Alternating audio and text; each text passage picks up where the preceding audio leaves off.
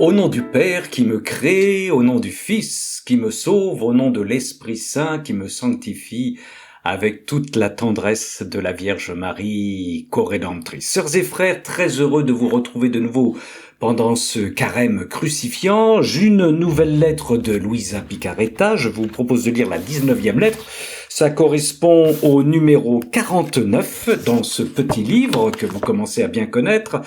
Pour ceux et celles qui souhaitent l'acheter, je vous rappelle, c'est aux éditions du ciel, facile à se rappeler, missionnaire-divine volonté en un seul mot, divinevolonté.com. Alors, notre sœur Louisa s'adresse encore une fois à une religieuse et à une mère supérieure, s'il vous plaît, sœur Maddalena del Moro de Santa Clara Ravello, qui a des soucis, qui a des scrupules, qui est tourmentée. Et oui, ça arrive même aux mères religieuses. Et voici comment ça commence. Que la sainte volonté de Dieu vous lie si étroitement qu'elle ne vous laisse pas le temps de penser à vous-même. Qu'elle ne vous laisse pas le temps de penser à vous-même. Avez-vous eu le temps de penser à Jésus ou à vous-même pendant cette journée? Question que je me pose aussi, frères et sœurs. Avant d'aller plus loin, je vais vous lire un texte très court de notre Seigneur Jésus dans le livre 3 du livre du ciel, un petit bijou, puisqu'il s'adresse au vase sacré. Vous allez comprendre. Notre Mère supérieure est un vase sacré de la divine volonté. Vous êtes des vases sacrés de la divine volonté. Je suis un petit vase sacré de la divine volonté. Écoutez ce que dit Jésus. Les vases sacrés ont besoin d'être nettoyés de temps en temps. J'adore ça. Vous êtes des vases sacrés en qui je demeure. Ainsi, il est nécessaire que je vous nettoie de temps en temps. Bis, j'adore ça. C'est-à-dire que je vous visite par quelques tribulations. C'est pour notre Mère supérieure. Pour que je puisse vivre en vous avec plus de dignité. Il nous nettoie pour que Seigneur puisse vivre en nous avec plus de dignité. Il fait le décapage, l'aspiration, tout. C'est fabuleux. Par conséquent, sois calme, j'aime ça. Voilà, ça c'est magnifique. Alors c'est le livre 3, ah oui, je vous ai pas donné la référence, c'est le livre 3. Le livre 1, le livre 11, c'est très bien, le livre 2, c'est parfait, le livre 3, c'est un régal, et c'était le 21 avril 1900. Enfin, tous les bouquins, vous le savez, puisque c'est notre Seigneur qui parle, comme disait le pape Pilis, c'est le maître qui écrit, ça se lit à genoux. Alors, je poursuis. Ma sœur en Jésus-Christ, je réponds à votre lettre en quelques lignes.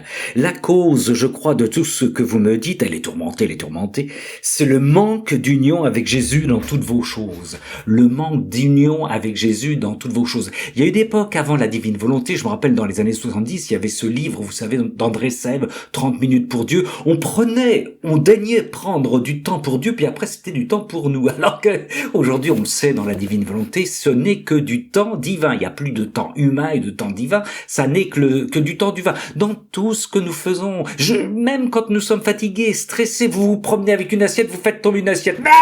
Oh, pardon Jésus, tout de suite, pardon Jésus. Je vais ramasser toutes les morceaux de l'assiette qui représentent les péchés du monde et je vais les plonger dans cette poubelle. Je les plonge, ces péchés, dans ta miséricorde. Et voilà, une habitude, toujours parler avec Jésus. Quoi que vous fassiez, parler, continuer, discuter, commenter ce que vous faites, ce que vous dites avec Jésus. Il est en nous sommes des petits vases. Je poursuis.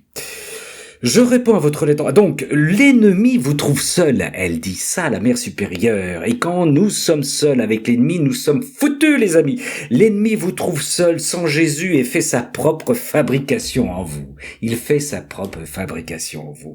Vous dérange. Il enlève la paix de votre cœur, qui est si nécessaire pour laisser reposer Jésus affligé. Si l'ennemi vous trouvait toujours avec Jésus, il s'enfuirait, ne supportant pas sa présence. Adorable.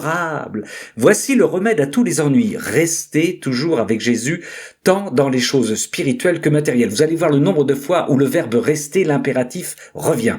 Restez toujours avec Jésus, tant dans les choses spirituelles que matérielles. Je casse une assiette. Et Jésus se chargera de vous donner la paix et de remplir votre office. Plus encore, Jésus lui-même le fera en vous. Plus encore, Jésus lui-même le fera en vous. Viens vivre en moi, Seigneur. Viens vivre en moi, mon Dieu. Allez, rentre dans le vase, rentre dans le vase. Tout ce que vous souffrez, et même votre froideur, était froide un peu la mer supérieure, ça arrive, hein, surtout quand on habite dans le granit, donnez-le lui pour le soulager et le réparer. De cette façon, vous aurez plus de champ pour tenir compagnie à Jésus transpercé. Si vous restez avec Jésus, vous vous oublierez. Si nous restons avec Jésus, nous allons nous oublier.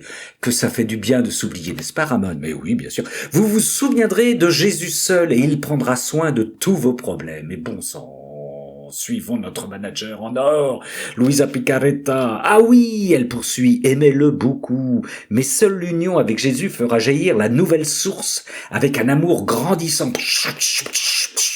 Je me douche sous l'amour de Jésus. Donc, si vous restez avec Jésus, vous l'aimerez. Sinon, vous vous aimerez vous-même et vos propres problèmes. Même une sœur religieuse, directrice peut, s'aimer elle-même et voilà. Quelle mauvaise impression ferez-vous devant Jésus, n'est-ce pas?